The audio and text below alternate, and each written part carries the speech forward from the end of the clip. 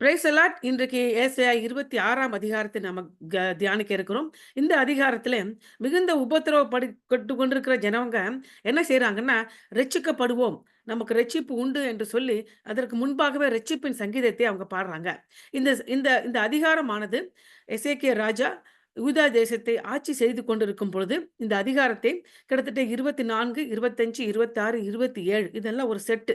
இந்த செட் இந்த அந்த அந்த அந்த போர்ஷனா பிரிக்கிற மாரி இந்த செட்ட வந்து இந்த அதிகாரம் இந்த 4 அதிகாரத்திலும் எசேக்கியா ராஜா ஆட்சி செய்து கொண்டிருக்கும் பொழுது, ஏசாயா தீர்க்கதரிசிக்கு வெளிப்பட்ட காரியத்தை அந்த 4 அதிகாரங்களாக கோர்வை செய்து குடுத்திருக்கிறாங்க.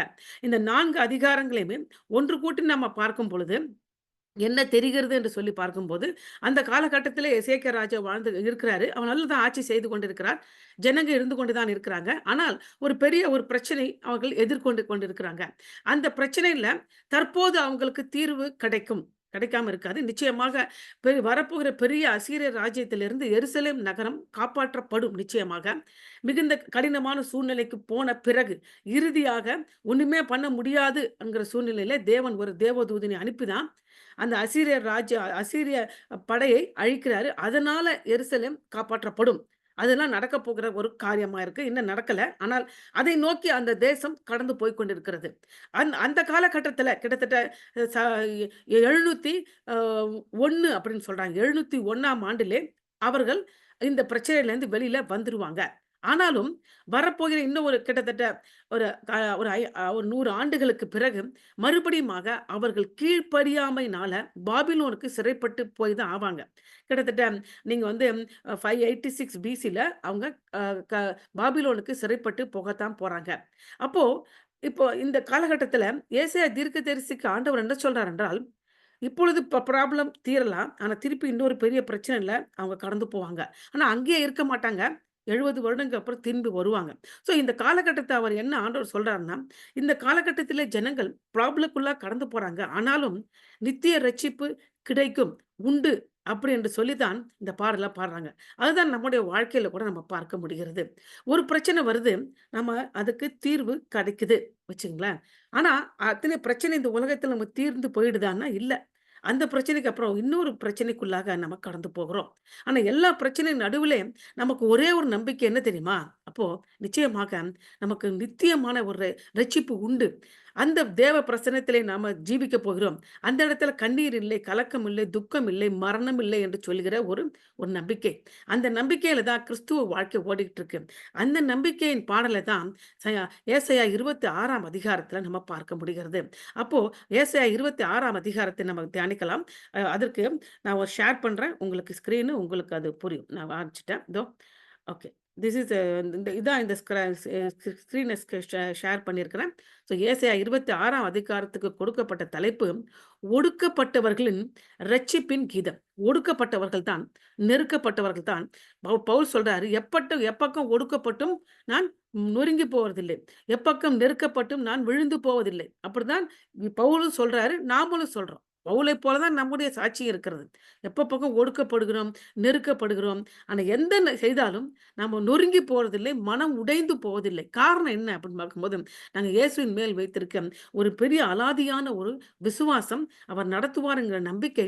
அப்படி இந்த உலகத்தில நாம் மரித்தால் கூட, நமக்கு நித்தியத்தில அவர் கூட இருப்போம் என்கிற ஒரு காணாத ஒரு விசுவாசம். அதுதான் விசுவாசம் என்று வேதம் சொல்லுகிறது. அதுதான் நம்ம அந்த சங்கீதத்த தான் சங்கீதமாக ஏசாயா 26 பாடுறாங்க.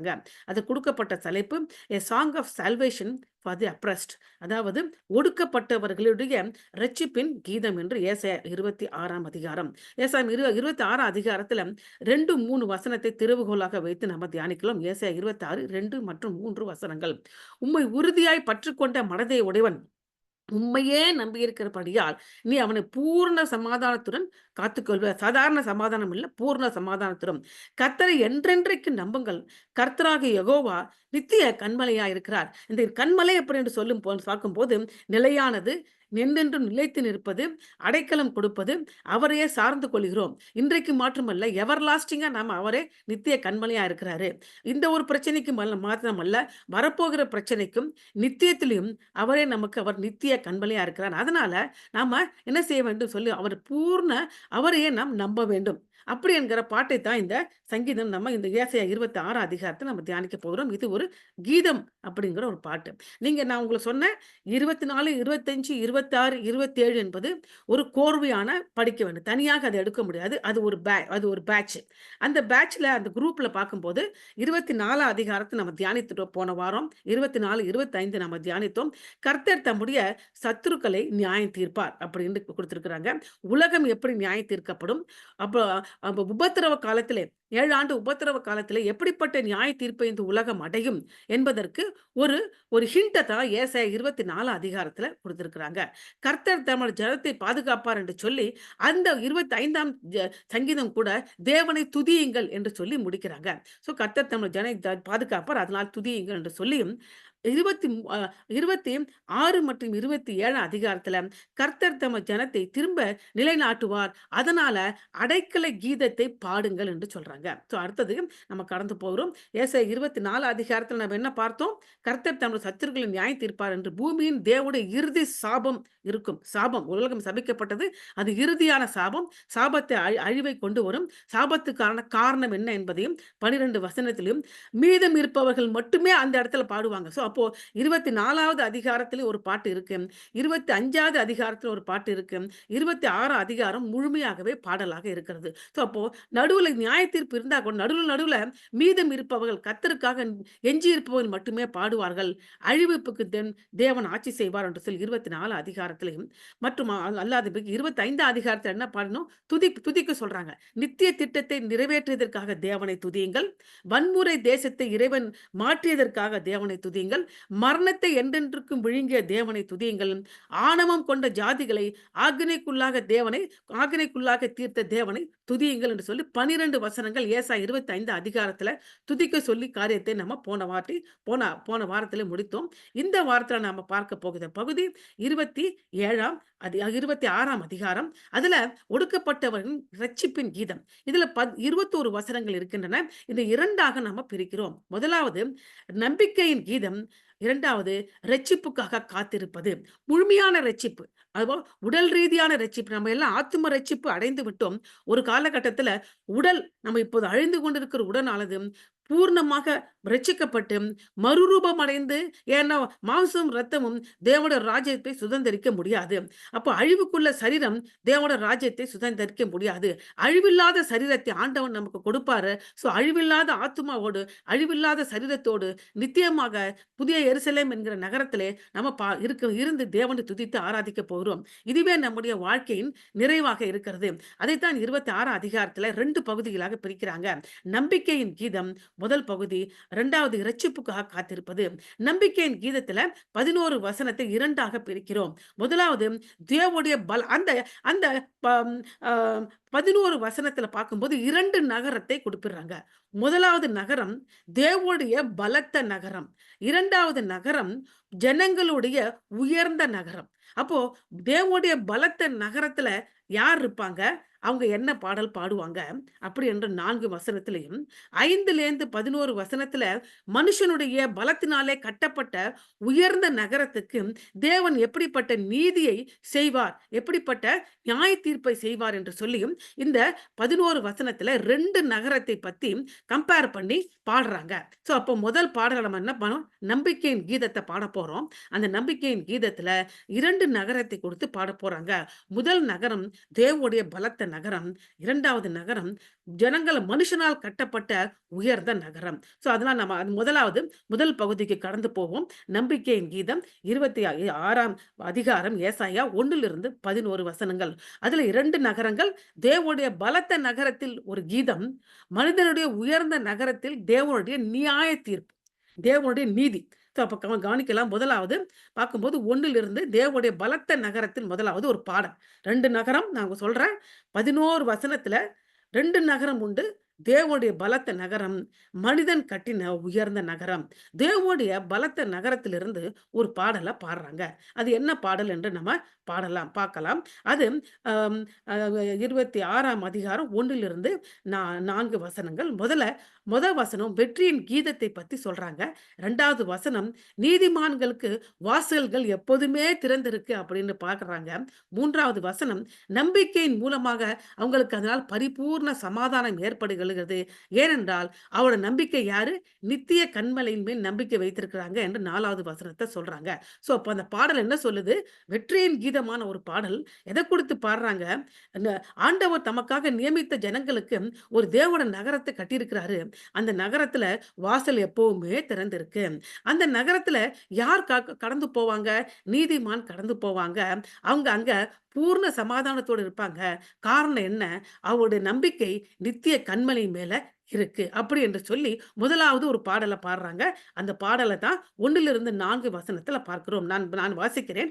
ஏசாயா 26 அதிகாரம் 1ஆம் வசனம். வெற்றியின் பாடல். அக்காலத்திலே யூதா தேசத்தில் பாடப்படும் பாட்டாவது. அக்காலத்திலேன்னு சொல்ட்டாங்க. அப்போ இப்ப இல்ல. இப்போ இல்ல. இப்போ பிரச்சனை தான். நான் சொன்னேன். எசேக்கியா ராஜா ஆட்சி தான் செய்றாரு. நல்ல ராஜாச்சாம். அப்படி நல்ல ராஜாவாக இருந்தும், புரியுதுங்களா? தேசத்துக்கு எதிராக அநேக ராஜ்யங்கள் எதிரா வருது. பிரச்சனைக்குள்ள கடந்து தான் போறாங்க. அது மாரி நம்முடைய வாழ்க்கையில அநேக உபத்திரவங்களுக்குள்ள தான் நம்ம கடந்து போறோம். ஆனா ஆண்டவன் நம்மள கைவிடுகிற தேவன் அல்ல. அவருடைய நேரத்தில வந்து நம்மை பாதுகாக்கிறார். நம்முடைய தேவைகளை சந்திக்கிறார். நம்முடைய பிள்ளைகளை ஆசீர்வதிக்கிறார். நம்முடைய ஊழியத்தை நடத்துகிறார். நம்முடைய கணவன்மார் நம்முடைய வேலையை எல்லாம் நடத்திக்கிட்டு தான் போறார். இதுவரை நடத்தின தேவன் இனியும் நடத்துவார். அதனால நாம இப்போ அக்காலத்திலே பாடப்படுகிற பாட்டை இப்பொழுது நாமும் இந்த ஏசாயா அதிகாரத்தில ஏசாயா தீர்க்கதரிசி பாடியது போல நாமளும் பாடுவோம். அக்காலத்திலே யூதா தேசத்திலே பாடப்படும் பாட்டாவது, பெலனான நகரம் நமக்கு உண்டு. முதல்ல எடுத்தோனே நகரத்த பத்தி பாடுறாங்க. இரட்சிப்பையே அதற்கு மதிலும், அரணுமாக ஏற்படுத்துவார். ஆண்டவர் குடுக்குற நகரத்துல மதில் இருக்கு. அந்த மதில் என்னன்னா, ஆண்டவர் குடுக்குற இரட்சிப்பு தான் அதற்கு மதிலு, அதுக்கு அரணுமாய் இருக்கிறது. அப்படிப்பட்ட நகரம் தான் ஒரு பெலனான நகரமாக இருக்கிறது. நீதிமான்களுக்கு அந்த நகரம் திறந்த வாசலை வைத்திருக்கிறது. 2வது வசனம். சத்தியத்தை கைக்கொண்டு வருகிற நீதியுள்ள ஜாதி உள்ளே பிரவேசிப்பதற்காக வாசல்களை திறவுங்கள் என்று சொல்லி யார் யார் பிரவேசிப்பாங்க? நீதியுள்ள ஜாதி. சத்தியத்தை கைக்கொண்டு வருகிற தேவன் தான் சத்தியம். சத்தியத்தை அறியுங்கள், சத்தியம் உங்களை விடுதலையாக்கும் என்று சொல்லுகிற இயேசு கிறிஸ்துவின் சத்தியத்தை கைக்கொண்டு வருகிற நீதி உள்ள ஜாதி அதிலே பிரவேசிப்பாங்க. அதனால அதை இப்போ திறந்துருங்கப்பா அப்படின்னு பாடுறாங்க. அடுத்தது வசனம் 3வது வசனம் நம்பிக்கையின் மூலம் பரிபூர்ண சமாதானம் ஏற்படும். இப்படிப்பட்ட நம்ம நம்பிக்கை இருப்பதனால நமக்கு என்ன ஏற்படுகிறது? பரிபூர்ண சமாதானம் ஏற்படுகிறது. உம்மை உறுதியாக பற்றிக்கொண்ட மனதை உடையவன் உம்மையே நம்பி இருக்கிறபடியால் நீ அவரை பூர்ண சமாதானத்துடன் நிச்சயமாக காத்துக்கொள்வீர். திறவுங்கள் என்று சொல்றாங்க பாருங்க. திறங்க. இப்ப திறங்கன்னு சொல்லிட்டு, எப்போ நீதிமான் எப்படி இருக்கான்? யாருக்கு தொறக்கிறது? நீதிமானுக்கு சத்தியத்தை கல்வியுள்ள நீதிமானுக்கு தான் திறக்கணும். அந்த நீதிமான் எதன் மேல நம்பிக்கையா இருக்கான்னா, உம்மையே பற்றிக்கொண்டு, உண்மையே நம்பி இருக்க பூர்ண சமாதானத்துடன் காத்துக்கொள்வர். நித்திய ஏனென்றால் நித்திய கன்மலையின் மேல் நம்பிக்கை வைத்திருக்கான் வசனம் 4 சொல்லுகிறது. கர்த்தரை என்றென்றைக்கும் நம்புங்கள். கர்த்தராகிய யெகோவா நித்திய கன்மலையாகவே நமக்கு இருக்கிறாரு. இது வெற்றியின் கீதமாக இருக்கிறது. அப்போ அடுத்தது வெற்றியின் கீதத்தில நான் பார்க்கும்போது நமக்கு அ வலுவான நகரத்த பத்தி சொன்னேன். இரட்சிப்பே அதற்கு மதிலாக இருக்கிறது. அப்போ அந்த வாசல்கள் எப்போதுமே திறந்து காணப்படுகிறது. திறந்த வாசல நமக்கு கொடுக்கிறாரு. யாருக்கு திறந்த வாசல் கொடுக்கிறாரு? நீதிமான்களுக்கு திறந்த வாசலை கொடுக்கிறாரு. அப்போ சங்கீதம் 118, 19, 20 என்ன சொல்லுது என்று சொல்லி பார்க்கும்போது, கர்த்தருக்கு பயப்படுகிறவர்கள் சொல்லுவார்கள். என்ன சொல்லுவார்கள் என்று சொல்லி பார்க்கும்போது, அதாவது நீதியின் வாசல்களை திறவுங்கள். நீதிமான் அதற்குள் பிரவேசித்து கர்த்தரை துதிப்போம். கர்த்தரின் வாசல் இதுவே. நீதிமான்கள் இதுக்குள் பிரவேசிப்பார்கள். 118வது சங்கீதம் சொல்றாங்க. அப்போ நம்ம பாடுகிற இந்த த நீதிமான்களுடைய பாடல், அதாவது இரட்சிப்பின் பாடலானது சங்கீதம் 118ஓட ஒத்து போகுது. நீங்க டைம் இருக்கும்போது வீட்ல தயவுசெய்து வாசித்து பாருங்க. நான் இங்கே ஃபுல்லாவே டிஸ்ப்ளே பண்ணியிருக்கிறேன். ஆனா டைம் இல்லாதனால நான் ஃபுல்லா அதனால படிக்க முடியல. நீதிமான்கள் கூடாரத்தில் இரட்சிப்பின் கம்பீர சத்தம் உண்டு. கர்த்தருடைய வலதுகரம் பராக்கிரமம் செய்யும். நாம் சாவாமல் பிழைத்திருந்து கர்த்தருடைய செய்கையில் விவரிப்பேன். கர்த்தர் என்னை வெகுமாய் தண்டித்து என்னை சாவுக்கு ஒப்புக் கொடுக்கவில்லை. ஏனென்றால் நித்தியத்தில் நாம அவரோடு கூட வாழப் போகிறோம். நம்ம நீதியின் வாசல்களை பிரவேசித்து அதிலே கர்த்தரை துதிப்போம். கர்த்தரின் வாசல் இதுவே. நீதிமான் நீதிமான்கள் இவர்கள் பிரவேசிப்பார்கள். அப்படி என்று சொல்லி இந்த பாடலை துதிக்கிறாங்க. சங்கீதம் 118ஆம் சங்கீதம் இத்தோடு இணைந்து போகிறதாக இருக்கிறது. அப்போ இந்த நகரம் எதை பத்தி இன்னும் விரிவா எங்க சொல்லியிருக்கிறாங்க அப்படின்னு சொல்லி பார்க்கும்போது, வெளிப்படுத்தல் 21 அதிகாரத்துல 21லிருந்து 25 வசனத்துல அந்த தேவன் கொடுக்கிற நித்திய நகரம், பலமுள்ள நகரம், இரட்சிப்பே அதற்கு மதிலாக இருக்கிற நகரம், புதிய எருசலேம் என்கிற நகரம். 12 வெளிப்படுத்து 21 அதிகாரத்துல 21லிருந்து 25 வசனத்துல அந்த எருசலேம் நகரத்த பத்தி புதிய எருசலேம் பத்தி விவரிக்கிறாங்க. 12 வாசல்களும் 12 முத்துக்களும் முத்துக்கள் உள்ளன. ஒவ்வொரு முத்துக்களும் அந்த நகரத்தின் வீதி தெளிவுள்ள பளிங்கு போல சுத்த பொன்னாய் இருக்கிறது. நகரத்துக்கு வெளிச்சம் கொடுக்க சூரியனும் சந்திரனும் அதற்கு வேண்டுவதில்லை. தேவனுடைய மகிமையே அதை பிரகாசித்து ஆட்டுக்குட்டியானவரே அதற்கு விளக்கு. ரட்சிக்கப்படுகிற ஜனங்கள் அந்த வெளிச்சத்திலே நடப்பார்கள். இவர்கள் தான் முக்கியம். யார் நடப்பாங்க அந்த நகரத்துல?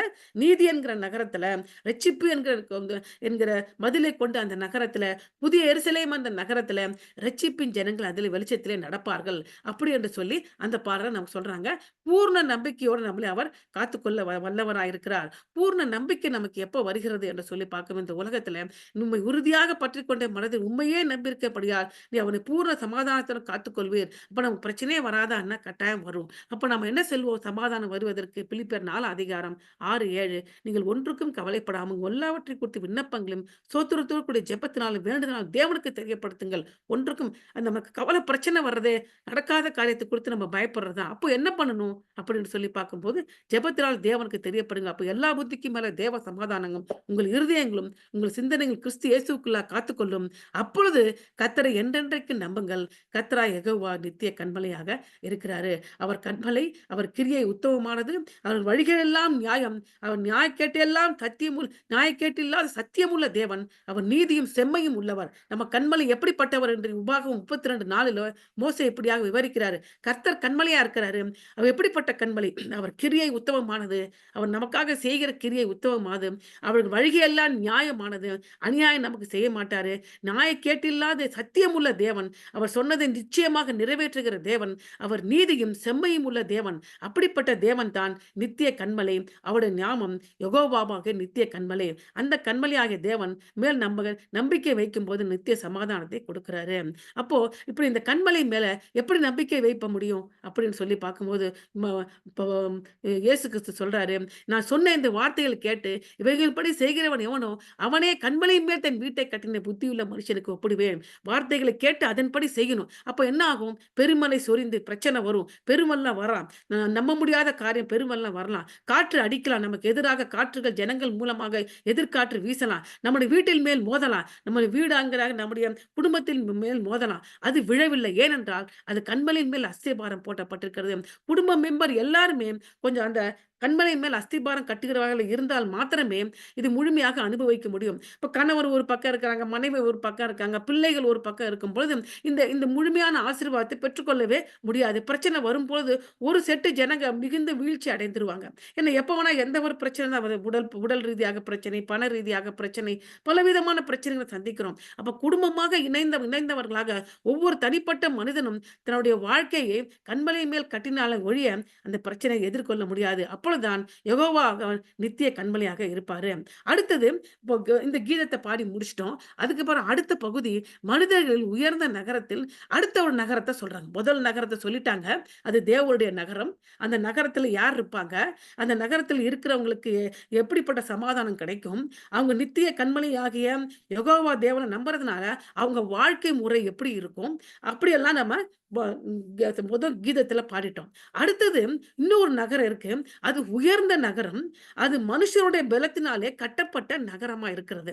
அந்த நகரத்தில் என்ன நடக்கும் என்றால், தேவனுடைய நியாய தீர்ப்பு நடக்கிறது. ஏன் மனுஷர் கட்டப்பட்ட நகரத்தில் தேவன் நியாய தீர்ப்பு நடக்கணும் அப்படிங்க கேட்கலாம். இந்த மனுஷன் கட்டப்பட்ட நகரம் எதை குறிக்கிறது என்றால், ஒரு தனிப்பட்ட மனுஷன் தன்னுடைய சுயத்தை நம்புகிறான், தன்னுடைய பலத்தை நம்புகிறான், தன்னுடைய வல்லமையை நம்புகிறான், தானாகவே தன்னுடைய சுயத்திற்காக வாழ்கிறான். உண்மை உள்ள தேவனை அறிந்து கொள்ளவே இல்லை. அறிந்து கொள்வதற்கு வேண்டி பல தருணங்கள் அவனுக்கு கொடுக்கப்பட்டா கூட அதை அவன் நிர்விசாரணமாக தள்ளிவிட்டு கடந்து போயிட்டே இருக்கான். அவன் தேவனை அறிந்த ஜனங்கள் நடுவுல தான் இருக்கிறான். அவர்கள் வாழ்கிற வாழ்க்கைய பார்க்கத்தான் பார்க்கிறான். ஆனா அவன் மாறவே இல்ல. அவன்ட்ட பல விஷயங்கள ஆண்டவர் வெளிப்படுத்தினாரு. அப்பவும் அத துஷ்பிரயோகப்படுத்துகிறான். அப்படிப்பட்ட மனிதனால் கட்டப்பட்ட உயர்ந்த நகரத்தில ஆண்டவர் இறுதியாக நியாய தீர்ப்பை தான் கொடுக்க முடிகிறது. வேற எதையுமே கொடுக்க முடியவில்லை. அப்போ மனிதர்களின் உன்னத நகரத்தில் தேவனுடைய நீதியை காமிக்கிறாங்க. இதுக்கு 11 வசனங்கள் குடுத்திருக்காங்க. 5லேருந்து 11 வசனங்கள். முதலாவது 5 மற்றும் 6 வசனங்கள். ஏசாயா 26 5 மற்றும் 6 வசனத்தில தேவனுடைய நீதி பெருமை உள்ளவர்களை தாழ்த்துகிறது. முதல்ல எப்படி மனிதன் தன் சொந்த சுயத்தால கட்டப்பட்ட நகரத்தில ஆண்டவர் எப்படி நியாய தீர்ப்பு அனுப்புவார் என்றால், முதலாவது தான் தான் உயர்ந்தவன் என்று நினைத்துக்கிறவன நினைக்கி பார்க்க முடியாத நேரத்தில தாழ்ச்சியை கொடுப்பாராம். 5 மற்றும் 6 வசனங்கள். அப்போ நீதிமான்கள் நேரான பாதையில் நடந்து கர்த்தரை காத்திருக்கிறார்கள். அப்படி அவர்கள் தாத்துகிற நேரத்தில அவர்கள் யாருக்கு நடுவுல இருக்காங்க? நீதிமான் நடுவுல தான் இருக்கிறாங்க. ஆனா, அவங்க எப்படி இருப்பாங்க? அவங்க நடுவுல நீதிமான்கள் நேரான பாதையில நடப்பாங்க. தவறான பாதையில நடக்க மாட்டாங்க. நடந்து கர்த்தருக்கு காத்திருப்பாங்க. அப்போ நீங்க சொல்லலாம், அந்த நடந்து கர்த்தருக்கு காத்திருக்காங்க. அவங்களுக்கு பிரச்சனை உண்டு. ஆனா, அந்த பிரச்சனை நடுவிலே நேரான பாதையில நடந்து கர்த்தருக்கு தான் காத்திருப்பாங்களே ஒழிய, அப்போ துன்மார்க்கரின் குருட்டுத்தனம் தேவனின் வரவிருக்கும் நியாய தீர்ப்பை கொண்டு வரும். இப்படி இந்த நடுவுல அவங்க வாழ்ந்துகிட்டு தான் இருக்கிறாங்க. அவங்க மனம் மாறவே இல்ல நியா நியா துன்மார்கள். அவர்கள் மேல அதனால அவங்க குருட்டாட்டத்தினால, அவர்கள் ஆவிக்குரிய கண்கள் திறக்கப்படாததுனால, அவர்கள் நியாய தீர்க்கப்படுவார்கள் என்று சொல்லி, இந்த இந்த இந்த பலமுள்ள நகரத்தை பத்தி ஒரு பாடல பாடி முடிக்கிறாங்க. முதலாவது அ 5 மற்றும் 6 வசனங்கள். தேவனுடைய நீதி பெருமை உள்ளவர்களை தாழ்த்துகிறது. எப்படி அவர் நியாய தீர்ப்ப குடுப்பாரு? பெருமை உள்ளவர்களை முதலாவது தாழ்த்துவது. அவர் உயரத்திலே வாசமா இருக்கிறவர்களை கீழே தாழ்த்துவார். உயர்ந்த நகரத்தையும் தாழ்த்துகிறார். அதான் உயர்ந்த நகரம். அதான் என்ன சொன்னேன்? முதல் நகரம் தேவன் கட்டிய நகரம். பலமான நகரம். இரட்சிப்பியா இருக்கு மதில். அந்த நகரத்தில நீதிமான்கள் நுழைவதற்கு திறவுங்கள் அப்படின்னு சொல்றாங்க. இந்த நகரம் உயர்ந்த நகரம். அது தாழ்த்துகிறார். அவர் தரை மட்டும் தாழ்த்தி, அது மண்ணாக மட்டும் இடிய பண்ணுகிறார். உயர்ந்த நகரம். பலத்தினால கட்டுனாங்க. ஆனா அது அது நகரம் இருக்கிறது தெரியாதபடிக்கு மண்ணோடு மண்ணாக சாய்க்கப்பட்டு போயுமாம். கால் அதை மிதிக்கும். சிறுமையாவனும் காலும் எளிமையானின் அடிகளுமே அதை மிதித்து விடுமாம். எப்படிப்பட்ட ஒரு நியாய தீர்ப்ப குடுக்குறார் பாருங்க. சுயத்தை நம்புகிறவர்களுக்கு ஏசாயா 66 24ல பார்க்கும்போது, இந்த ஏசாயா புஸ்தகத்தினுடைய கடைசி வசனம் எப்படி முடிக்கிறாங்க பாருங்க. அவர்கள் வெளியே போய் எனக்கு விரோதமாக பாதகம் செய்த மனுஷருடைய பிரேதங்களை பார்ப்பார்கள். அவருடைய பூச்சி சாகாமலும், அவருடைய அக்கினி அவியாமலும் இருக்கும். அவர்கள் மாம்சமான யாவருக்கும் அரோசியா இருப்பார்கள். இப்படிதான் ஏசாயா தீர்க்கதரிசி புஸ்தகத்தையே அவர் முடிக்கிறாரு. எப்படிப்பட்ட நியாய தீர்ப்பை குடுக்கிறார் பாருங்க. எந்த நகரத்திற்குன்னு சொல்லி பார்க்கும்போது, சொந்த பலத்தினால் கட்டப்பட்ட உயரமான நகரத்திற்கு அவங்க மனம் திரும்பவே இல்ல திரும்பவே இல்ல. அவங்க இடிய பண்ணுகிறார், தாழ்த்த பண்ணுகிறார். அடுத்தது நீதிமான்கள் நேரான பாதையில் நடந்து கர்த்தருக்கு இப்படி அவர்கள் தாழ்த்துகிற நேரத்துல கூட, அந்த பட்டணத்துக்கு கூட நீதிமான்கள் இருக்கிறாங்க இல்லையா? அவங்க கர்த்தருக்கு காத்திருப்பார்களாம். நீதிமானுடைய பாதை செவ்வையா இருக்கிறது. மகா நீதிபரராகிய நீர் நீதிமானுடைய பாதை செவ்வாய்ப்படுத்துகிறீர். கர்த்தாவே, உம்முடைய நியாய தீர்ப்பின் வழியிலே உமக்கு காத்திருக்கிறோம். உமது நாமமும் உம்மை நினைக்கும் நினைவுகளும் எங்கள் ஆத்துமாவுக்கு வாஞ்சியா இருக்கிறது. நாங்க எப்படி காத்திருக்கிறோம்னா, உம்முடைய நியாய தீர்ப்புகளின் வழியிலே காத்திருக்கிறோம். சும்மா காத்திருக்கல. உம்முடைய நியாய தீர்ப்புகளை கைக்கொண்டவர்களாகவே உமக்கு காத்திருக்கிறாங்களாம். என் ஆத்துமா இரவிலே உம்மை வாஞ்சிக்கிறது. எனக்குள் இருக்கிற ஆவியினால் அதிகாலையிலே உம்மை தேடுகிறேன். உம்முடைய நியாய தீர்ப்பின் பூமியில நடக்கும்போது பூச்சக்கரத்தின் குடிகள் நீதியை கற்றுக்கொள்வார்கள். நிச்சயமாக நியாய தீர்ப்பு நடக்கிறது. நியாய தீர்ப்பு நடக்கும்போது நீதிமான்கள் அத பார்த்துட்டு நீதியை கற்றுக்கொள்ள இன்னும் பயபக்தியா இருப்பாங்க. பரிசுத்தமா இருப்பாங்க. இப்படிப்பட்ட நீதி இந்த ஜனத்தின் மேல் இறங்குகிறதே, இந்த உயர்ந்த நகரத்தின் மேல் இறங்கிக் கொண்டிருக்கிறதே, அப்ப நான் எப்படி நீதியில இருக்கணும் என்று நீதிமான் தன்னை இன்னும் நீதிமானாக காத்துக்கொள்வான். இரவும் பகலும் ஆண்டவரை காத்திருந்து வாஞ்சியா இருந்து அவரே சார்ந்து கொள்வான். அவருடைய அவருடைய நியாய தீர்ப்பின் வழியிலே நடந்து அவருக்கு காத்திருப்பானாம். எப்போ அப்போதான் நீதிமானின் பாதை செவ்வையா இருக்கிறது. அப்படி என்று சொல்றாங்க. அப்போ துன்மார்க்கருடைய குருட்டுத்தனமும் வரவிருக்கு. அடுத்தது இப்படி நீதிமான்கள் வாழ்ந்து கொண்டு இருக்கிறாங்க. அந்த நகரத்துல முதலாவது தேவன் என்ன செய்ய நியாய தீர்ப்பை குடுக்குறாரு. அப்பவும் அவங்க மனம் மாறல. குருட்டுத்தனமா இருக்கிறாங்க. தாழ்த்திட்டார் ஆண்டவன் அப்படின்னு சொல்லி மனம் மாறி இருந்தாலாச்சும் பரவால்ல. மனம் மாறவில்லை. அதனால என்ன செய்றாரு? வரவிருக்கும் அவங்க இப்ப நியாய தீர்ப்ப பத்தி சொல்றாங்க. 26 அதிகாரம் 10, 11 துன்மார்க்கு தயை செய்தாலும் நீதியை கற்றுக்கொள்ளான். நீதியுள்ள தேசத்தில் அவன் அநியாயம் செய்து கர்த்தருடைய மகத்துவத்தை கவனியாதே போகிறான். அதான் குருட்டாட்டம். எவ்வளவுதான் செய்தாலும் இப்போ நீங்க சொல்லலாம், அ துன்மார்களுக்கும் நீதிமானுக்கும் ஆண்டவர் ஒரே வெளிச்சத்த தான் குடுக்குறார். ஒரே மழைய தான் குடுக்குறார். ஒரே சீதோஷ நிலைய தான் குடுக்குறாரு. உலகத்தின் ஆசீர்வாதத்த அவர் குடுக்குறாரு. எவ்வளவு குடுத்தாலும், எவ்வளவு ஸ்லாக்கியத்தை அவர்கள் பெற்றிருந்தாலும், அவர்கள் மகத்துவத்தை தேவனுடைய மகத்துவத்தை கவனிக்காம போகல. தந்த சொந்த பலத்தினால நான் அத எடுத்துக்கொண்டேன்னு சொல்றாங்களே ஒழிய, தேவன் உண்மை உள்ள தேவன் மகத்துவம் செலுத்தல. கர்த்தாவே உமது கை அதனால ஓங்கி இருக்கிறது. அவர்கள் காணாதிருக்கிறார்கள். எத பார்க்குறாங்க? தன்னுடைய சொந்த பலத்த பார்க்குறாங்க. சொந்த திறமைய பார்க்குறாங்க. ஆனால் தேவனுடைய கை ஓங்கி இருக்கிறதை காணாதிருக்கு. ஆனாலும் உமது ஜனத்துக்காக நீர் கொண்ட வைராக்கியத்தைக் கண்டு வெட்கப்படுவார்கள். இதற்கு நடுவுல அவர்கள் தேவன் தம்முடைய ஜனத்திற்காக வைராக்கியம் கொள்வார்களாம். அத பார்த்து அவங்க வெட்கப்படுவார்கள். அக்கினி உம்முடைய சத்துருக்களை பட்சிக்கும் என்று முடிக்கிறாங்க. உலகத்தில் ஆன்மீக கூட்டாட்டம் இப்ப காணப்பட்டு தான் இருக்கிறது. இந்த சபையில இருக்கிறாங்கன்னு சொல்றாங்க. அவங்களுக்குள்ள சபையில இருக்கிற சில ஜனங்கள் கூட ஆவிக்குரிய கூட்டாட்டத்துல இருக்கிறாங்க. அதுவும் உலகத்தில் இருக்கிற ஜனங்களும் ஆவிக்குரிய கூட்டாட்டத்துல இருக்கிறாங்க. எவ்வளோ தயவு காமிச்சாலும் அவங்க மனம் மாறவே இல்ல. அவங்களுக்கு வேண்டியது மனம் மாற்றம் தான். அந்த மனம் மாற்றம் அடைவதற்கு அவங்க தயாராகவே இல்லை. அதுதான் வெளிப்படுத்தல் 9ஆம் அதிகாரத்துல நம்ம பார்க்க முடிகிறது. அப்படி இருந்தும் தேவன் உலகத்திலே 7 ஆண்டு உபத்திரவ காலத்தை குடுப்பாரு. அந்த உபத்திரவ காலத்துல பார்க்கும்போது ஐப்பிராத்து நதியில கட்டியிருக்கிற பாதாளத்தின் வாசல திறந்து, அதிலேருந்து கட்டியிருக்கிற பிசாசுகளை தூதர்கள் வெளிய விடுவாரு. அவர்கள் வெளியில வந்து மிகுந்த பெரிய வாதைய குடுப்பாங்க. அதனால 3ல் 1 பங்கு ஜனங்கள் மரித்து போவாங்க. அத பார்த்து கூட அவங்க என்ன பண்ண மாட்டாங்க. தம் கிரியைகளை விட்டு மனம் திரும்பவே மாட்டாங்க. தங்கள் கொலைபாதகத்தையும், தங்கள் சூனியத்தையும், தங்கள் வேசித்தனத்தையும், தங்கள் களவுகளை விட்டு மனம் திரும்பவே இப்ப மட்டும் இல்ல. ஆண்டவன் நியாயம் தீர்க்கப் போகிற அந்த காலகட்டத்திலும் இதுதான் நடக்கும் அப்படின்னு சொல்றாங்க. அதனால எபேசியர் அதிகாரத்துல பவுல் இப்படிதான் பாடுறாரு, ஜெபிக்கிறாரு. என்ன உங்களுக்கு காசு பணம் வேணும், நீங்க உலகத்துல ஐஸ்வர்யமா இருக்கணும் அப்படின்னு எபேசியர் பட்டணத்துல இருக்கிற ஜனங்களுக்கு பவுல் ஜெபிக்கல. எப்படி ஜெபிக்கிறார் பாருங்க. ஞானத்தையும் தெளிவையும் அளிக்கிற ஆவியையும் பிரகாசமுள்ள மனக்கண்களை உங்களுக்கு அவர் கொடுக்க வேண்டும் என்று வேண்டிக் கொள்கிறேன். இதுதான் நமக்கு வேணும் இப்போதைக்கு. இப்போதைக்கு நமக்கு வேண்டியது ஞானத்தையும் தெளிவையும் அளிக்கிற ஆவி நமக்கு வேணும். பிரகாசம் உள்ள மனக்கண்கள் நமக்கு வேண்டும் என்று ஜெபிக்க வேண்டும் பவுலை போல. அடுத்து அந்த பாடல முடிச்சுட்டோம். ஒடுக்கப்பட்டவங்க ரட்சிப்பின் கீதத்துல நம்பிக்கையின் கீதம் பாடினோம். அதுல 2 நகரம் தேவனுடைய நகரம். அதை ஆண்டவர் ஆசீர்வதிக்கிறாரு. உயர்ந்த பலத்த மனுஷனுடைய நகரத்துல தேவன் நியாய தீர்ப்பை அனுப்புகிறாரு. அடுத்த பகுதி 2வது பகுதி ரட்சிப்புக்காக காத்திருக்கணும். இப்போ இப்படி காரியம் இப்படியாக இருக்கிறதுனால, நாம என்ன பண்றாங்களாம், ரட்சிப்புக்காக காத்திருக்கிறாங்க. எப்படி காத்திருக்கிறாங்க அப்படின்னு சொல்லி ப ஏசாயா 26 அதிகாரத்துல 12லேருந்து 21 வசனத்துல சொல்றாங்க. எப்படி காத்திருக்காங்களா? துயரத்தில் தவிக்கிற ஒரு கர்ப்பிணி பெண்ணை போல காத்திருக்கிறாங்க. நமக்கு பெண்கள் நமக்கு தெரியும். கர்ப்ப வேதனை படுகிறோம். அந்த அந்த டயத்துல பிள்ளை பிறப்பதற்கு முன்பாக நமக்கு வருகிற அந்த க ப அந்த பிரசவ வேதனை மிகுந்த பயம், மிகுந்த வலி நிறைந்தது. அது ஆண்கள் அது தெரியாது. பெண்களாக நமக்கு நல்லா உணர்ந்திருக்கும். அதனால நீங்க முக்கியமா வேதத்துல பார்க்கும்போது, மிகுந்த தாங்க முடியாத ஒரு வேதனை அப்படின்னா, உடனே இப்ப ஒரு பிரசவ வேதனை அனுபவித்தது போல அப்படிதான் 4, 5 இடத்துல அந்த உவமைய சொல்லியிருக்கிறத பார்க்க முடியுது. இயேசு கிறிஸ்துவே மத்தேயு 24 அதிகாரத்துல ப உபத்திரவ காலம் வரும்போது, அததான் அவரும் 24 அதிகாரத்துல கம்பேர் பண்ணி பேசுறாரு. இங்கேயும் கூட ஒரு பிரசவ வேதனை பெண் தவிக்கிறது போல நாம ரட்சிப்பை அடைய வேண்டும் என்று தவிக்கிறோமாம். அப்படி தவிச்சிருக்கும்போது ஆண்டவர் உயிர் குடுக்கும் பனித்துளியாக இறங்கி வருவாராம்.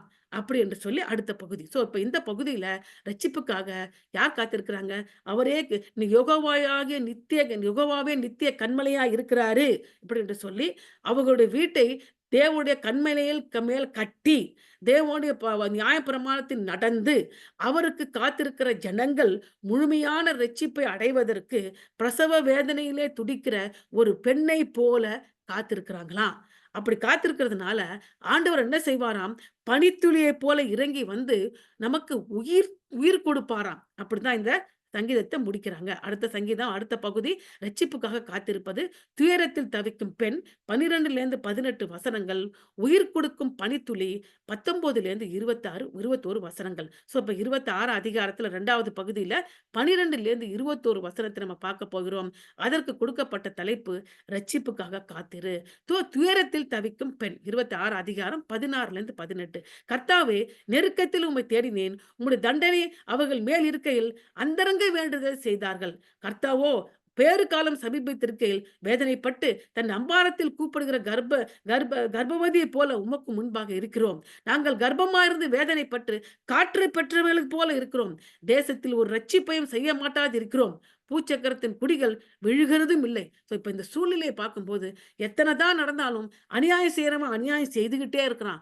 நீதி இல்லாதவன் அநீதி பண்ணிக்கிட்டே இருக்கான். நமக்கு தேவ ஜனக்கு எதிராக இன்னும் அதிகமாக தன் பூட்ஸ் காலால எட்டு உதைப்பதைப் போல உதைச்சு கொண்டு தான் இருக்கிறான். அதனால ஆண்டவரே, முழுமையான ரட்சிப்பு எப்பதான் வரும் ஆண்டவரே? அப்படி என்று சொல்லி பிரசவ வேதனை படுகிற ஸ்திரியைப் போல நாங்க கஷ்டப்படுறோம். பிரசவம் முடிஞ்சு குழந்தை பிறக்குமான்னு பார்த்தா வெறும் காற்றை பெற்றுக்கொள்கிறோம். அவ்வளோ ஒரு வேதனையாக ஆண்டவரே நாங்க உமக்காக காத்திருக்கிறோம். எப்ப ஆண்டவரே எங்களுக்கு முழுமையான ரட்சிப்பை குடுப்பீங்க? எப்பொழுது ஆண்டவரே இந்த கஷ்டத்திலிருந்து எங்களுக்கு விடுதலை குடுப்பீங்க? எப்பொழுது ஆண்டவரே எங்களுக்கு விடுதலை கிடைக்கும் என்று சொல்லி ஒவ்வொரு நாளும் ஆண்டவரை நோக்கி நம்ம தவித்துக் கொண்டிருக்கிறோம். அந்த தவிப்ப சொல்றாங்க. அந்த தவிப்பின் நடுவிலே ஆண்டவர் சொல்லாரு, உயிர் கொடுக்கும் பனித்துளியாக ஆண்டவர் நிச்சயமாக இறங்கி வருவார். எப்படி வருவார்? 26 அதிகாரத்துல 19லேருந்து 21, மரித்த உம்முடையவர்கள் பிரேதமாக எண்ணிடுவோருக்குள்ளே எழுந்திருப்பார்கள். மண்ணிலே தங்கியிருக்கிறவர்களே விழித்து கெம்பீரியுங்கள். உம்முடைய பனி பூண்டுகள் மேல் பெய்யும் பனி போல் இருக்கும். மரித்தோரை பூமி புறப்பட பண்ணும். நம்ம பார்த்திருக்கோம், உயிர்த்தெழுதலை குறித்து புதிய ஏற்பாட்டில தான் நம்ம பார்க்க முடிகிறது. கர்த்தராகிய இயேசு கிறிஸ்து மரித்தோர் உயிர்த்தெழுதலை பற்றி மிக மிக திடகாத்திரமாக பிரசங்கித்தாரு. புதிய ஏற்பாட்டிலே பவுலானவர் பார்க்கும்போது மரித்தோர் உயிர்த்தெழுதலை பற்றி அதிகமாக வெளிப்பாடை கொடுத்தவர் பவுல் தான். அதுக்கப்புறம் யோவான் சீஷனானவன் வெளிப்படுத்தல் விசேஷத்திலே மரித்தோர் உயிர்த்தெழுதலை பற்றியும் உலகம் முடிவை பற்றியும், முதலாம் உயிர்த்தெழுதல், இரண்டாம் உயிர்த்தெழுதல், முதலாம் மரணம், இரண்டாம் மரணம், அப்படி என்று சொல்லி பல காரியங்களை அங்கு வெளிப்படுத்துறாரு. ஆனா பழைய ஏற்பாட்டிலே வெகு சில வசனங்களே உயிர்த்தெழுதலை பற்றி கொடுத்திருக்கிறது. ஒன்று ஏசாயா 26 அதிகாரத்தில் கொடுக்கப்பட்ட 19வது வசனம். இன்னொன்னு தானியேல் 12 அதிகாரத்தில் கொடுக்கப்பட்ட 2வது வசனம். இப்படியாக மிக சொற்ப வசனங்களே இருக்கிறது. அந்த சொற்ப வசனத்திலே முக்கியமான ஒரு வசனம், மரித்த முடியவர்கள் பிரேதமாக என்னோடு கூட எழுந்திருப்பாங்க. இது எப்ப நடக்கும் அப்படி என்று சொல்லி பார்க்கும்போது, பனி பூண்டுகள் மேல் பெய்யும் பனி போல் இருக்கும். மரித்தோரை பூமி புறப்பட பண்ணும். பனியானது வானத்திலிருந்து பூமியிலே பெய்யும் பொழுது அது ஜீவராசியை ஆகிய மரத்தையும் புல் பூண்டுகளும் முளைக்க பண்ணும். அப்படியாக உம்முடைய கிருபை இந்த உலகத்தில் இறங்கும் பொழுது கிறிஸ்துவுக்குள் மரித்தவர்கள் முதலாவது உயிர்த்தடைந்து எழுந்திருப்பாங்க. அப்போ எப்பொழுது நம்முடைய இந்த பிரசவ வேதனை முடிவு பெறும் என்றால், கர்த்தராகிய இயேசு கிறிஸ்து நம்ம வெளிப்பட்டு ரகசிய வருகையிலே நாம் உயிர்த்தெழும் பொழுது இந்த பிரசவ வேதனை முடிவு பெற்று நம்ம புதிய சரீரம் கொண்டவர்களாக, நித்திய சரீரம் கொண்டவர்களாக எழுந்திருப்போம். அப்போது தான் இந்த பிரச்சனை முடியும். என் ஜனமே, நீ போய் உன் அறைக்குள்ளே பிரவேசித்து உன் கதவை பூட்டிக்கொண்டு சினம் கடந்து போக மட்டும் கொஞ்ச நேரம் ஒளிந்து கொண்டிரு. அந்த கொஞ்ச நேரம் ஒருவேளை கிறிஸ்துவுக்குள் மரித்தவர்கள் தேவனுடைய பிரசன்னத்திலே கர்த்தருடைய வருகை வரும் என்று காத்திருப்பதாக இருக்கலாம் ஒரு பக்கம். இன்னொரு பக்கம் எப்படியாக இருக்கலாம், மிக மகேந்தமான பிரச்சனை வரப்போது யூதா தேசத்துக்கு எதிராக. அதன் நடுவிலே ஆண்டவர் நியாய தீர்ப்பை கொண்டு வரும்போது, என்னுடைய ஜனமே, நீ கண்மலையாகிய அந்த கண்மலை மேல் புகுந்து கொண்டு கொஞ்ச நேரம் பொறுமையா இரு. பிரச்சனை வரத்தான் போகுது, ஆனா உன்னை நான் காத்துக்கொள்வேன். அப்படியா கூட இருக்கலாம். இல்லை என்றால் கர்த்தருடைய ரகசிய வருகையிலே உயிரோடு இருக்கிற அந்த சந்ததிகள் கூட ஆண்டவர் சொல்லலாம், அந்த நேரம் கொஞ்சம் பொறுமையா இரு, நான் இதோ வருகிறேன், உன்னை என்னோடு இழுத்துக் கொள்வேன் என்று சொல்லுகிற காரியமா கூட இருக்கலாம். ஏது எப்படியாக இருந்தாலும் ஆண்டவர் சொல்லுகிறார், நியாய தீர்ப்பு வரத்தான் போகிறது. அந்த டயத்துல சினம் கடந்து போக மட்டும், என்னுடைய சினம் கடந்து போகட்டும், கொஞ்ச நேரம் ஒளிந்து கொள். இதோ பூமியுடைய குடிகள் அக்கிரமத்தின் மித்தம் அவர்கள் விசாரிக்கும்படி கர்த்தர் தம்மை ஸ்தனத்திலிருந்து புறப்பட்டு வருவார். கர்த்தருடைய ரகசிய வருகை அல்ல, இது கர்த்தருடைய பகிரங்க வருகை குறிக்கிறது. 19வது வசனம் கர்த்தருடைய ரகசிய வருகை குறிப்பிடுகிறது. 20வது வசனம் 7 ஆண்டு உபத்திரவ காலத்தை குறிப்பிடுகிறது. 21வது வசனம் கர்த்தருடைய பகிரங்க வருகையை குறிப்பிடுகிறது. இதோ பூமியில் குடிகள் அக்கிரமத்தின் மித்தம் அவர்கள் விசாரிக்கும்படி கர்த்தர் தம்முடைய ஸ்தலத்திலிருந்து புறப்பட்டு வருவார். பூமி தன் இரத்த பழியை வெளிப்படுத்தி தன்னிடத்தில் கொலை செய்யப்பட்டது இனி மூடாதிருக்கும். அப்போ உலகத்துல இதுவரைக்கும் உலகம் உற்பத்தி ஆன முதல் இறுதி வரைக்கும் பிறந்த எல்லாரையும் பூமி எழுப்பப்படும். எல்லாரும் உயிர்த்தெழுவாங்க. ஸோ 19வது வசனத்தில சொல்லப்படுவது 1ஆம் உயிர்த்தெழுதல். 21ஆம் வசனத்தில சொல்லப்படுவது 2ஆம் உயிர்த்தெழுதல். 19ஆம் வசனத்தில சொல்லப்பட்ட 1ஆம் உயிர்த்தெழுதலுக்கு பங்கு உள்ளவர்களுக்கு 2ஆம் மரணத்தில் பங்கு கிடையவே கிடையாது. அவர்களுக்கு நித்திய மரணம் கிடையாது.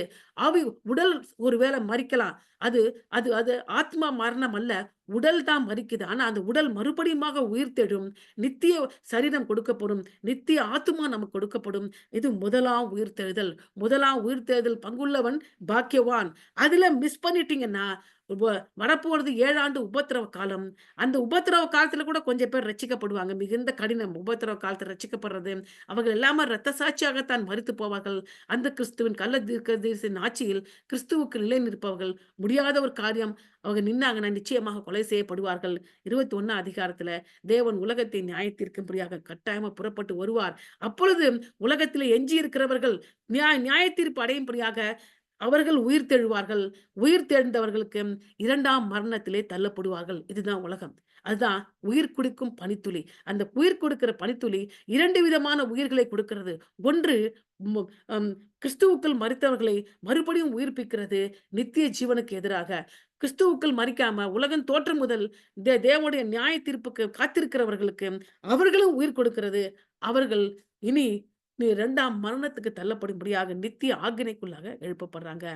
இதுவே இயேசுவின் 1வது வசனம். இயேசுவின் எ முதலா 19வது வசனம் எதை குறிப்பிடுகிறது? எழுந்திருப்பார்கள், புறப்பட பண்ணுவார் என்பது இயேசுவின் ரகசிய வருகை குறிக்கிறது. 1 கொரிந்தியர் 15 அதிகாரம் 51வது வசனம். இதோ ஒரு ரகசியத்தை உங்களுக்கு அறிவிக்கிறேன். நம்ம எல்லோரும் நித்திரை அடைவதில் ஆகிலும் கடைசி எக்காலம் தொனிக்கும் போது ஒரு நிமிஷத்திலே ஒரு இமைப்பொழுதிலே நாம் எல்லாரும் மறுரூபமாக்கப்படுவோம். எக்காலம் தொனிக்கும். அப்போது மரித்தோர் அழிவில்லாதவர்களாய் எழுந்திருப்பார்கள். நாமும் மறுரூபப்படுவோம். அப்ப 2 வகையா இருப்பாங்க. கிறிஸ்துவின் ரகசிய வருகையில கிறிஸ்துவுக்குள் மரித்தவர்கள் முதலாவது உயிர் தெழுவாங்க. உயிரோடு கிறிஸ்துவுக்காக உயிரோடு வாழ்கிறவர்கள் அவரும் மறுரூபப்படுவோம். அழிவுள்ளதாகியது அழியாமையும், சாவுக்கேதுவாக சாவாயம் தரித்துக் கொள்ளும். அழிவில்லாதது அழிவாயும், சாவுக்கேதுவாக சாவாயம் தரித்துக் கொள்ளும் பொழுது மரணம் ஜெயமாக விழுங்கப்படும் என்று எழுதியிருக்கிற வார்த்தை நிறைவேறும். மரணமே உன் கூரெங்கே, பாதாளமே உன் ஜெயம் எங்கே அப்படி என்று சொல்லி எழுந்திருப்பார்கள். மரணம் இனி அவர்களை சந்திப்பதில்லை. ஹல்லேலூயா. அப்புறம் 7 ஆண்டு உபத்திரவ காலத்துல கொஞ்ச காலம் ஒளிந்திரு. பிரச்சனை வருது. அப்போ கூட இயேசுவை ஏற்றுக்கொண்டவர்களே கொஞ்ச காலம் ஒளிந்து கொண்டிருங்க. ஏனென்றால் இயேசு 2ஆம் வருகை வருகிறது. பின்பு பரலோகம் திறந்திருக்க கண்டேன். வெளிப்படுத்தல் 19 அதிகாரம் 11லேருந்து 14 வசனம். இதோ வெள்ளை குதிரை காணப்பட்டது. அதன் மேல் ஏறி இருந்தவர் உண்மையும் சத்தியம் உள்ளவர் எனப்பட்டது. அவர் நீதியாய் நியாயம் தீர்த்து யுத்தம் பண்ணுகிறார். 2ஆம் பகிரங்க வருகையிலே கிருபை உள்ளவளாக வரவில்லை. நியாய தீர்ப்பு கொடுக்கிறவர்களாக யுத்தம் பண்ணுகிறவர்களாக இறங்கி வருகிறார். ரத்தம் தோய்க்கப்பட்ட வஸ்திரத்தை தரித்திருந்தார். 1ஆம் வருகையிலே கிறிஸ்து நமக்காக சிலுவையிலே மரித்ததுனால 2ஆம் வருகையில வரும்பொழுதும் ரத்தம் தோய்த்தவராக வருகிறாரு. அவருடைய நாமம் தேவனுடைய வார்த்தை என்பதே. பரலோகத்திலுள்ள சேனைகள் வெண்மையும் சுத்தமான மெல்லிய வஸ்திரம் தரித்தவர்களாக வெள்ளை குதிரை மேல் ஏறி அவருக்கு பின் செல்வார்கள். ரகசிய வருகையிலே எடுத்துக்கொள்ளப்பட்ட சபை இயேசுவோட பகிரங்க வருகையிலே அவரோடு கூட வெள்ளை வெள்ளை குதிரையில அவரோடு இறங்கி வருவாங்க. உலகத்துல இறங்கி வந்த பிறகு அப்ப என்ன நடக்குது? இது 1ஆம் உயிர்த்தல். அப்போ கர்த்தர அந்த உபத்திரவ காலத்திலே வாழ்ந்த கிறிஸ்துவுக்காக வாழ்ந்தவர்கள் உயிர்ப்பிக்கப்படுகிறாங்க. எப்பொழுது இயேசுவோட பகிரங்க வருகையிலே அவர்கள்லாம் யாரு? அவர்கள் பார்க்கும்போது அவர்கள் அந்த அந்த கிறிஸ்துவுக்கும் மிருகத்துக்கும் கீழ்ப்படியாதவர்கள், அவருடைய முத்திரையை நெற்றியில் தரிக்காதவர்கள், அவர்களும் உயிர்த்து கிறிஸ்துவோடு கூட 1000 வருஷம் அரசாள்வார்கள். ஸோ 1ஆம் உயிர்த்தெழுதல் என்னவென்றால், நித்திய ஜீவனுக்காக எழுந்திருக்கிற எ உயிர்த்தெழுதல் 1ஆம் உயிர்த்தெழுதல். புரியுதுங்களா? அடுத்தது என்ன இருக்குது? ஜெயம் கொண்டு முடிவு பொருந்தும் என் கிரியை கைக்கெழுகிற எவனோ அவனுக்கு என் பிதாவின் அதிகாரம் பெற்றுக்கொண்டு ஜாதிகள் மேல் அதிகாரம் கொடுப்பான்.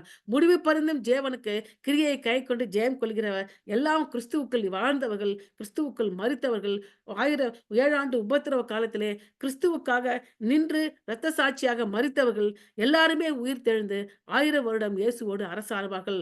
இதுவே 1ஆம் உயிர்த்தெழுதல். 1ஆம் உயிர்த்தெழுதல் பங்குள்ளவன் பாக்கியவான் என்று வெளிப்படுத்தல் 20ஆம் அதிகாரத்துல 6ஆம் வசனம் சொல்றாங்க. 1ஆம் உயிர்த்தெழுதல் பங்குள்ளவன் பாக்கியவானும் பரிசுத்தவானுமா இருக்கான். இவர்கள் மேல் 2ஆம் மரணத்துக்கு அதிகாரமே கிடையாது. அவர்கள் தேவனுக்கு கிறிஸ்துவுக்கும் அவருக்கு முன்பாக ஆசாரியராய் இருந்து அவரோடு கூட 1000 வருஷம் அரசாளுவார்கள். இதுதான் நம்முடைய முடிவு. நல்லா யோசிச்சு பாருங்க. உலக ஜனங்களுக்கு இந்த முடிவு கிடையாது. நம்முடைய முடிவு முதலாம் உயிர்த்தெழுதல், 2ஆம் மரணத்துக்கு பங்கு இல்ல. நாம உயிர்த்தெழுந்து இயேசுவோடு கூட 1000 வருடம் இந்த உலகத்தில் அரசாளுவோம் என்பதை கொண்டு வராங்க. 2ஆம் உயிர்த்தெழுதல் அப்போ 1ஆம் உயிர்த்தெழுதல்னா 2ஆம் அப்புறம் 2ஆம் உயிர்த்தெழுதல் இருக்கான்னா இருக்கு. அந்த 2ஆம் உயிர்த்தெழுதல் எப்ப நடக்கிறது என்று சொல்லி பார்க்கும்போது, 1000 வருட அரசாட்சியின் இறுதியிலே அவர் பெரிய வெள்ளை சிங்காசனத்தை அதன் மேல் வீற்றிருக்கிறதை கண்டேன். அவருடைய சமூகத்திலே பூமியும், வானமும் அகன்று போயிட்டு, இப்ப இருக்க பழைய வானம், பழைய அகன்று போயிற்று. அவருக்கு இடம் காணப்படவில்லை. முடிஞ்சு போயிருச்சு. மரித்தோராகிய சிறியோரும், பெரியோரும் தேவனுக்கு முன்பாக நிற்க கண்டேன். அப்போ பூமியே கிடையாது, வானமும் கிடையாது. இவங்க எங்க நிப்பாங்க? அந்தரங்கத்தில நிப்பாங்க. சிறியோரும், பெரியோரும் தேவனுக்கு முன்பாக நிற்க கண்டு எல்லாருமே உயிர்த்தெழுவாங்க. யாரு? கிறிஸ்துவுக்குள் மரிக்காதவர்கள் எல்லாருமே, துன்மார்கள் எல்லாருமே உயிர்த்தெழுவாங்க. அப்போது புஸ்தகங்கள் திறக்கப்படும். 2 வகையான புஸ்தகங்கள் உண்டு. 1வது புஸ்தகங்கள் திறக்கப்படும். 2வது ஜீவ புஸ்தகம் என்று வேறொரு புஸ்தகம் திறக்கப்படும். அப்பொழுது அந்த புஸ்தகங்களில் எழுதப்பட்டவைகள் படியே மரித்தோர் தங்கள் தங்கள் கிரியைக்கு தக்கதாக நியாயத்தீர்ப்பு அடைவார்கள். எப்படியாக கிறிஸ்துவுக்குள் மரித்தவர்களுக்கு தங்கள் தங்கள் கிரியையின் படியே ஆண்டவர் வெகுமதிகளை கொடுக்கிறாரோ, ரகசிய வருகைக்கு பிறகு, அதே மாரி இயேசுவுடைய பகிரங்க வருகைக்கு பிறகு 1000 வருட அரசாட்சிக்கு பிறகு ஜனங்கள் அவர்கள் செய்த பாவத்திற்கு ஏற்ப நியாய தீர்ப்பு அடைவார்கள். அப்போ ப ப பாதாளத்துல பல பல செக்ஷன்ஸ் இருக்குன்னு தான் நம்ம பார்க்க முடியும். அவர்கள் அவர்கள் கிரியைக்கு தக்கதாக நியாய தீர்ப்பு அடைவார்கள். எந்த எந்த அளவுக்கு பாவம் செய்தாங்க அந்த அளவுக்கு நியாய தீர்ப்பு கொடுப்பாரு. சமுத்திரம் தன்னிலுள்ள மருத்துவரை ஒப்புவித்தது. மரணமும் பாதாளம் தங்களுள்ள மருத்துவரை ஒப்புவித்தன. யாவரும் தங்கள் தங்கள் கிரியைப்படியே நியாயம் தீர்க்கப்பட்ட மரிச்சவங்க எல்லாருமே அப்ப எவ்வளோ பெரிய கூட்டம் இருக்குன்னு பாருங்க. பூமி இல்ல, வானம் இல்ல, அந்தரங்கத்துல அவங்க நிப்பாங்க. அவர்கள் எல்லாருக்கும் புஸ்தகங்கள் திறக்கப்பட்டு அவர்கள் செய்த கிரியைக்கேற்ப நியாயம் தீர்க்கப்படுவார். அப்போது மரணமும் பாதாளம் அக்கினியிலே 1வது மரணமும் பாதாளம் அக்கினியிலே பண்ணி மரணமே கிடையாது. சாகணும்னு நெனச்சா அவங்களுக்கு சாக முடியாது. இது 2ஆம் மரணம். ஜீவ புஸ்தகத்தில் எழுதப்பட்டவனா காணப்படாதவன் எவனோ அவனும் அக்கினி கடலிலே தள்ளப்படுவான். அவனும் 2ஆம் மரணத்திலே தள்ளப்படுவான். ஆனா அவங்க உயிர் போகாது, ஆத்துமா சாகாது. அவர்கள் புழு அழியாமலும், அவ அவங்க உடம்பு அழியாமலும், புழு அவியாமலும், அவங்க ஆத்துமா அங்கே மரணத்திலே நித்தியமாக இருக்கும். அந்த நித்திய பாதாளத்திலே சாத்தானும் இருப்பான், அந்தி கிறிஸ்துவும் இருப்பான், கள்ள தீர்க்கதரிசி இருப்பான். இதுதான் உலகத்தின் முடிவு என்று சொல்றாங்க. இதுதான் அப்படியாக ஏசாயா 26 முடிக்கிறாங்க. நம்பிக்கையின் கீதம் ரட்சிப்புக்காக காத்திருப்பது என்று சொல்லி 2 பகுதிகளாக படிச்சோம். அப்ப இதில நாம என்னதான் கத்துக்கணும்? இதில நம்ம என்ன கத்துக்கிறோம் அதனால? இந்த 26 அதிகாரத்த நான் தியானித்ததுனால, இந்த ரட்சிப்பின் கீதத்தை நான் பாடுனதால, முதலாவது என்ன கத்துக்கிறேன்னா, தேவன் மேல் விசுவாசம் வைக்கணும், நம்பணும். அப்ப நான் என்ன பண்ணணும்? அப்ப நான் பிலிப்பியர் 4 அதிகாரம் 6லேருந்து எடுத்து, நீங்கள் ஒன்றுக்கும் கவலைப்படாமல் எல்லாவற்றையும் குறித்து உங்கள் விண்ணப்பங்களை ஸ்தோத்திரத்தோடு கூட ஜெபத்தினாலும் வேண்டுதலாலும் தேவனுக்கு தெரியப்படுத்துங்கள். அப்போ எல்லா புத்திக்கும் மேலான தேவ சமாதானம் உங்கள் இருதயங்களையும் சிந்தைகளையும் கிறிஸ்து இயேசுவுக்காக காத்துக்கொள்ளும். அது மட்டும் செய்ய மட்டும் பத்தாது. இன்னொன்னு செய்யணும். என்ன? கடைசியாக சகோதரரே, உண்மையுள்ளவைகள் எவைகளோ, ஒழுக்கமுள்ளவைகள் எவைகளோ, நீதி உள்ளவைகள் எவைகளோ, கற்புள்ளவைகள் எவைகளோ, அன்புள்ளவைகள் எவைகளோ, நற்கீர்த்தி உள்ளவைகள் எவைகளோ, புண்ணியம் எதுவோ, புகழ் எதுவோ, அவைகளே சிந்தித்துக் கொண்டிருங்கள். சிந்தனை கூட அதுவா தான் இருக்கணும். சிந்தனை இதுலேருந்து போயிடுச்சுன்னா, மாட்டிப்போம் நம்ம. நிச்சயமாக நம்ம பெரிய கஷ்டத்துக்குள்ள கடந்து போயிடுவோம். இப்படிப்பட்ட சிந்தனையோடு இருப்போம். நம்ம பிரச்சனை நடுவிலே நம்ம எல்லா சமாதானத்துக்கு தேவன்கிட்ட தெரியப்படுத்துவோம். கிறிஸ்து இயேசுக்குள்ளாக முதல்ல சமாதானம் கிடைக்கும். அதுக்கப்புறம் பிரச்சனைக்கு தீர்வு கிடைக்கும். அடுத்தது நடப்பதும் காத்திருப்பதும். முதலாவது என்ன செய்ய வேண்டும்? கர்த்தரை நம்ப வேண்டும். 2வது நடப்பதும் காத்திருப்பதுமாக வாழ்க்கை இருக்கணும். எப்படி நடக்கணும்? எப்படி காத்திருக்கணும்? 26 அதிகாரம் 8ஆம் வசனம். கர்த்தாவே உம்முடைய நியாய தீர்ப்புகளின் வழியே உமக்கு காத்திருப்போம். உமக்கு நியாய தீர்ப்புகள் கைக்கொண்டு அதன் வழியே காத்திருப்போம். உமது நாமம் உம்மை நினைக்கும் நினைவுகளும் எங்கள் ஆத்தும வாஞ்சையா இருக்கிறது. அப்பதான் வாஞ்சையா இருக்க முடியும். அவருடைய நியாய தீர்ப்பிலே அவர் காட்டுகிற வழியிலே நடந்து அவருக்காக காத்திருப்பது. 3வது என்ன செய்ய வேண்டும்? நம் பிரச்சனைகளை தீர்க்க கடவுளுக்கு முன்பாக ஓடக்கூடாது. கர்த்தருக்கு காத்திருக்க வேண்டும். அவருடைய நியாய தீர்ப்பை கைக்கொண்டு காத்திருக்க வேண்டும். ஆனா பிரச்சனை வரும்போது நானா போய் சால்வ் பண்றேன் அப்படின்னு நீங்க ஓடாதீங்க. அடுத்து என்ன செய்ய வேண்டும்? ம 3வது என்ன செய்ய வேண்டும் என்றால், தேவனுடைய நகரத்தில் பிரவேசிப்போம் என்று சொன்னேன் இல்லையா? தேவனுடைய நகரத்தில் அது யார் அதில பிரவேசிப்பார்கள்? சத்தியத்தை கைக்கொண்டு வருகிறல நீதியுள்ள ஜாதி உள்ளே பிரவேசிக்கும். அப்படியாக சத்தியத்தை கைக்கொள்வோம். நீதியுள்ள ஜாதியா இருப்போம். அதுக்கப்புறம் 5வது எதிரி மீது கவனமா இருக்கணும். இறுதியா என்ன செய்யணும்? எதிரி மீது நம்ம எதிரி யாரு? மனுஷங்க கிடையாது. இப்போ இந்த இந்த அதிகாரத்துல நம்ம கடைசி வசனம் வாசிக்கிறோம். ஏசாயா 26 அதிகாரம் 26 அதிகாரத்தோடு முடியல. 27 அதிகாரம் 1ஆம் வசனத்தோடு முடியுது. 27:1 என்ன சொல்லுகிறது? அக்காலத்திலே கர்த்தர் லிவியத்தான் நீண்ட பாம்பையும், லிவியத்தான் என்று கோணலான சர்ப்பத்தையும், கடிதும், பெரிதும், பலத்ததுமான தமது பட்டயத்தால் தண்டிப்பார். சமுத்திரத்தில் இருக்கிற வலு சர்ப்பத்தையும் கொன்று போடுவார். இது எப்ப நடக்கிறது? 1000 வருட அரசாட்சிக்கு பிறகு கள்ள தீர்க்கதரிசியும், அந்து கிறிஸ்துவும் அக்கினிக்கடலிலே தள்ளப்படுகிறான். மரணமும், பாதாளம் அக்கினிக்கடலிலே தள்ளப்படுகிறது. சாத்தானும் அந்த அக்கினிக்கடலிலே தள்ளப்படுகிறான். அதைத்தான் இங்க சொல்றாங்க. அக்காலத்திலே அதேதான். அக்காலம் என்பது எந்த காலமும் சொல்லவில்லை. ஆனால் நிச்சயமாக ஒரு காலம் உண்டு. அந்த காலகட்டத்திலே கர்த்தர் லிவியத்தான் நீண்ட பாம்பையும், பாம்பு என்று சொல்லும் பொழுது அது சர்ப்பத்தை குறிப்பிடுகிறது. அது சாத்தானை குறிப்பிடுது. லேவியத்தான கோணலான சர்ப்பத்தையும், மக்களுடைய ஜனங்களை இருதயத்தையும், சிந்தனையும் கோணலாக்குகிற கோணலான சர்ப்பத்தையும், கடிதும், பெரிதும், பலத்ததுமான பட்டயத்தால் ஆண்டவராக இயேசு கிறிஸ்து பகிரமா வரும்பொழுது, இருபுறம் கருக்குள்ள பட்டயத்தை வாயிலே உடையவராக, அக்கினி மயமான கண்களை உடையவராக வருகிறார். அந்த பட்டயத்தால் அவனை தண்டிப்பார். சமுத்திரத்தில் இருக்க வலு சர்ப்பத்தையும் கொன்று போடுவார். அதனால நம்ம என்ன செய்ய வேண்டும்? சத்ரு என்ன செய்கிறான்? தேவனையும் அவருடைய மக்களையும் எதிர்க்கிறான். அதனால நம்ம என்ன செய்ய வேண்டும்?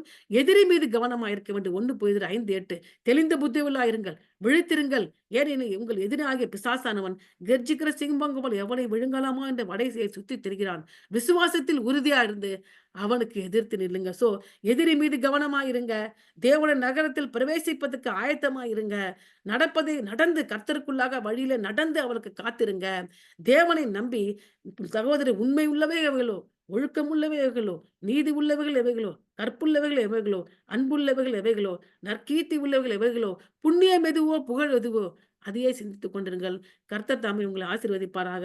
நிச்சயமாக நாம இந்த கர்த்தருடைய வருகையில எடுத்துக்கொள்ளப்படுவோம். ஆண்டவர் நமக்கு நித்திய சரீரத்தை கொடுப்பார். நித்திய ஜீவனோடு கூடிய புதிய எருசலேமிலே நித்திய நித்திய காலமாக வாழ்வோம். அப்படித்தான் இந்த நம்பிக்கையின் ஒடுக்கப்பட்டவருடைய நம்பிக்கையின் கீதம் முடிவடைகிறது. கலந்து கொண்ட எல்லாருக்கும் நன்றி.